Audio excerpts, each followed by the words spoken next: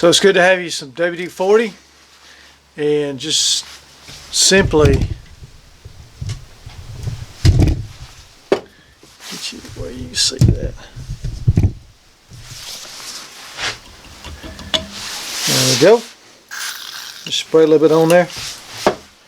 I found it the best to take the 80 grit or whatever sandpaper you're using and take like a file or some kind of tool that you can just wrap it around, and that way you can really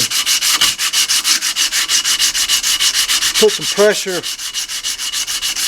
as you're sanding on that blade. And you can alternate the strokes too. You can do this, you can do some circular strokes. You know, you don't have to do the same thing. Well,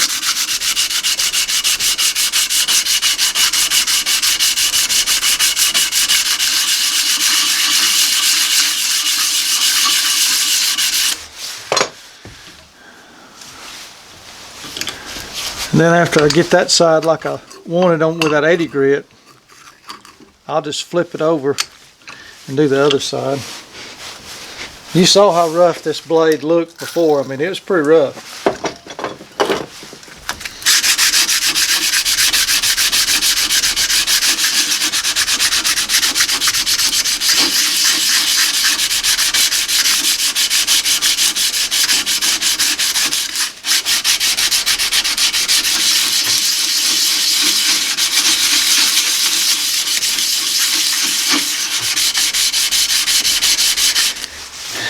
So there's no reason for you to watch me go through these different processes, but I'll do an 80 grit, and then I'll switch over to a 150, and then a 220, and for just the purpose of this initial sanding and just kind of getting this rust off, that'll probably be fine. But eventually I'll probably put some maybe some 400, and just depending on how shiny I want it. Which I'm building this not to show, not to be the best looking knife in the world. I want it to look nice, but I'm building it to carry to, when I'm deer hunting or other things this year. So I just want to build a functional tool, and you can see already it looks a lot better just with that 80 grit going over it, and got that rust off there, and I just need to work on a little more with some of that finer grit.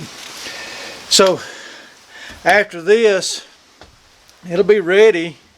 I'm not going to put the edge on it yet. It'll be ready to go ahead and find me some handle material that I want to use for, this knife, this particular knife. So, hang in here with me as we go through these different steps.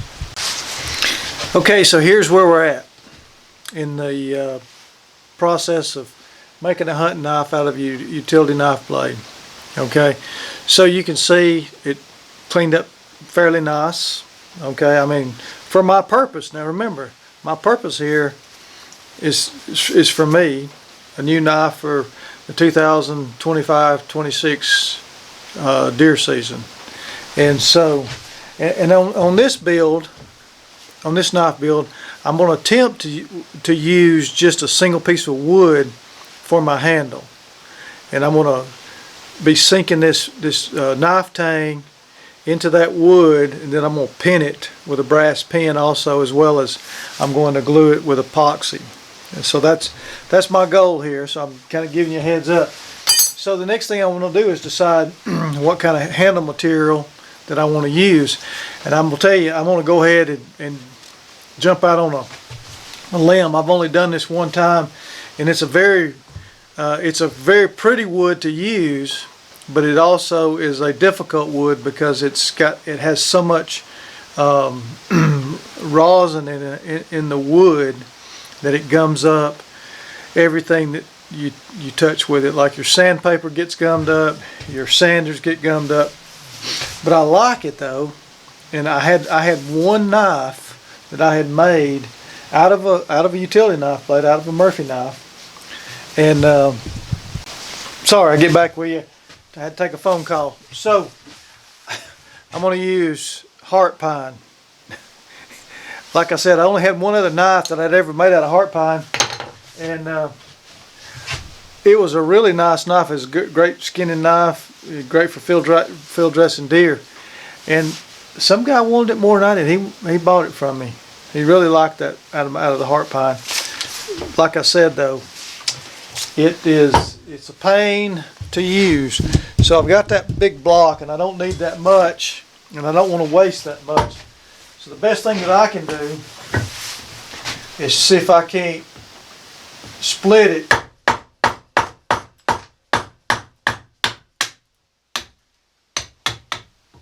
And it split just great too. So that's what I have now to work with. That's a pretty decent piece to work with. And I won't need that much on the length, but I do like to, this is here again, it's your preference on how long and how thick you want your handle. I know what I like. I like a longer handle. Sometimes I like, if I'm doing a short blade knife, I'll have a longer handle than my knife. Some guys like a shorter handle. Like I said, this is your knife. You build it like you want. It fits your hand. It works good for you. But I do like, most of the time, about a 3.5 to 4 inch handle. This Osage orange handle is 4 1/4. That one's 4 1/4, and it fits my hand well. So I like that 4 1/4. So I'll probably start off with about 4.5. Cut this for 4.5 inches, and I'll just, here again, most of the stuff I use, I mean not most of it, but a lot of it I use, I just use hand tools. And if you have a few hand tools, you know, you can make you a knife.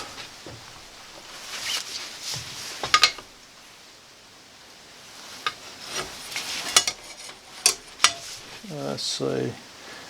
I may just make it extra. I may do 4 3/4 on my cut, because just like anything else, once you cut it, I mean that's pretty much it, right? You're not gonna put the wood back.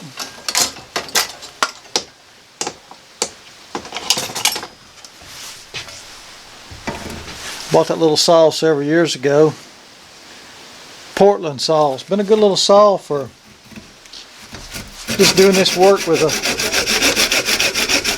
making knives.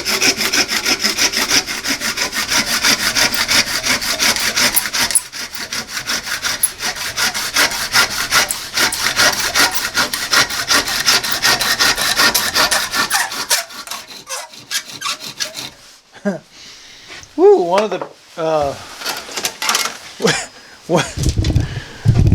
one of the advantages of working with heart pine is the smell. There's nothing like that smell. And this pine right here, I don't know if you can see, man, it is really rich. See how loaded it is with the sap and the rosin. Man, that's a good piece of wood. All right, so now it comes to, I want to fit this blade into this piece of wood, and I'm gonna operate. Okay, I have a drill press, and I could go out and I could line this up, make sure everything was up and down perfect, go straight in.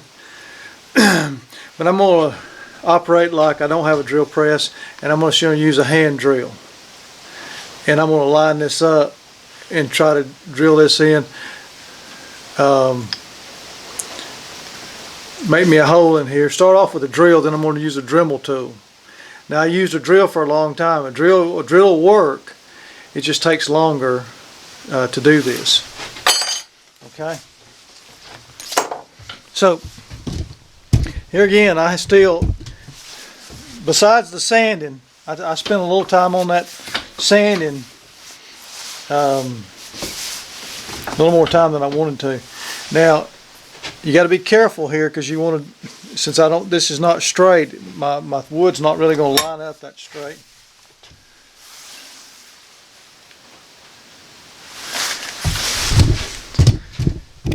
So how you figure out exactly how to go in straight is going to be up to you. I can show you how I do it, but you may have a better method of doing it. But what I do is I'll measure how wide it is, and I'll make me, at the halfway mark, I'll make a mark. This one's an inch wide that way, and then this way it's an inch and a quarter, so I'll make a mark here.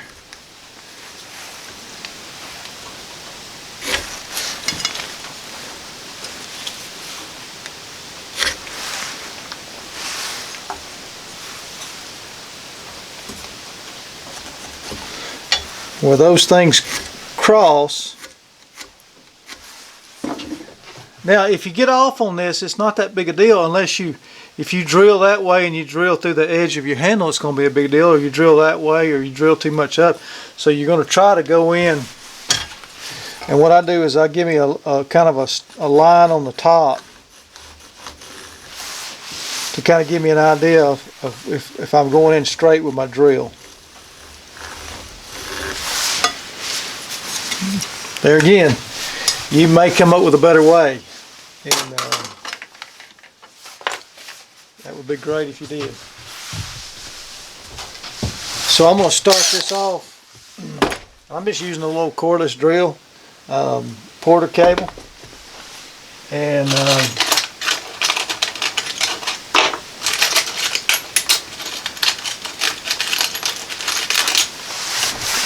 it's probably better to go small with your drill to begin with.